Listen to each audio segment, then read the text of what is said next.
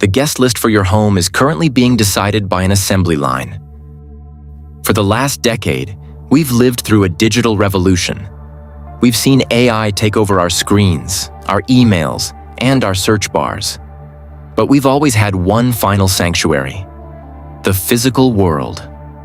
We believed that as long as a task required a hand, a foot, or a sense of balance, it was human only.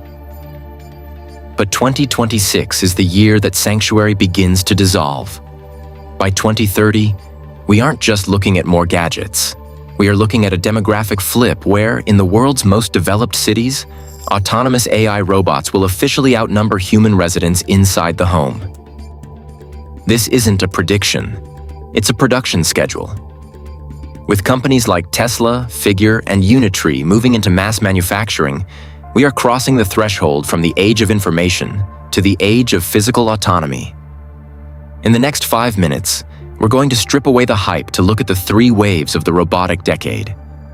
We'll explore the hardware singularity, the care-bot necessity, and the terrifying reality of the privacy paradox when your walls start watching back. The era of the human-only home is ending. Let's look at who's actually moving in. Why is this happening now? Because the brain finally found a body. For years, the bottleneck for robotics wasn't the code. It was the motors, the batteries, and the sensors. But in 2026, we reached the hardware singularity. We are now seeing general-purpose humanoid robots that can be manufactured for the price of a mid-size sedan.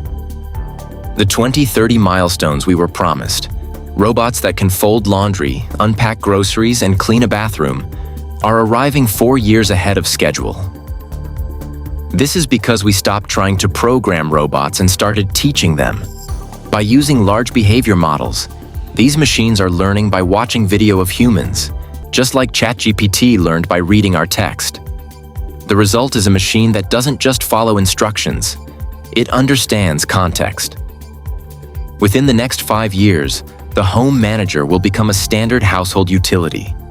We've spent 40% of our domestic lives on maintenance, the endless cycle of cleaning, cooking, and tidying. By 2030, that labor will be insourced to the machine. We are moving toward a zero-chore economy.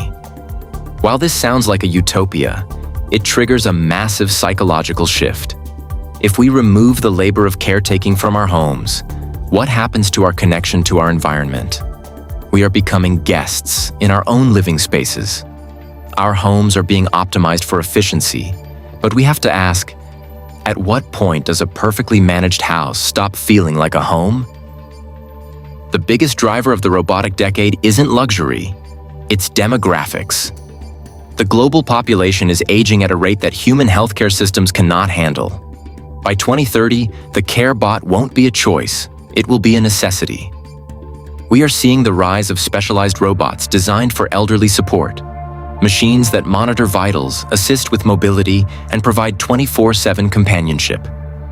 In these households, the robot-to-human ratio will be 2 to 1. This is where the skills inversion hits the real world. We used to value experience in caretaking. Now we value data consistency. The robot doesn't get tired, it doesn't get frustrated, and it never forgets a pill. We are handing over the most intimate parts of human life to code, because we've run out of humans to do the job. If robots outnumber humans at home, it means the most private space in your life is now a 360-degree sensor platform. Every robot is a rolling eye. It sees what you buy, it hears what you say in your weakest moments, and it knows your biological rhythms better than your doctor. By 2029, your home AI will have a more complete data profile of your life than any social media platform in history. This is the invisible system moving into your bedroom. We are trading our walls for windows that look back at us. The question we have to face in this decade is, who owns the map of your home? If the robot is manufactured by a corporation that survives on advertising, is your private life just more fuel for the algorithm? As the digital world becomes fully automated, we are seeing a reverse migration of value. Because AI can write code and generate images in seconds, the value of digital output is crashing. but the value of physical intervention is skyrocketing. In 2030, the person who can repair a high-end humanoid robot or troubleshoot a specialized home energy grid will have more social and economic power than a mid-level software architect. The next decade isn't about technology anymore. It's about infrastructure. We are building a world where robots aren't just tools we use, but a species of machine we live alongside. The hidden algorithm didn't stay behind closed doors. It put on a pair of legs and walked into our kitchens. The milestones of 2030 didn't wait for the calendar.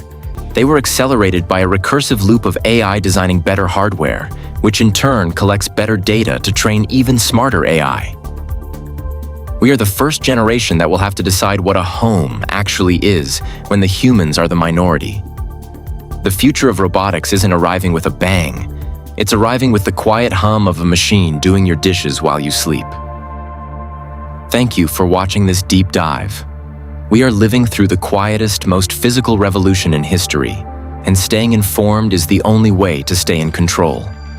If you want to understand the skills inversion and how to navigate a world where the machines are moving in, hit that subscribe button. We track the real-time collision of AI, robotics, and human life every single week. Drop a comment below. If you had a humanoid robot in your home tomorrow, what is the first task you would give it? And what is the one room you would never let it enter? I'll see you in the next one. The guest list is open. Stay human, stay curious, and keep an eye on the machine.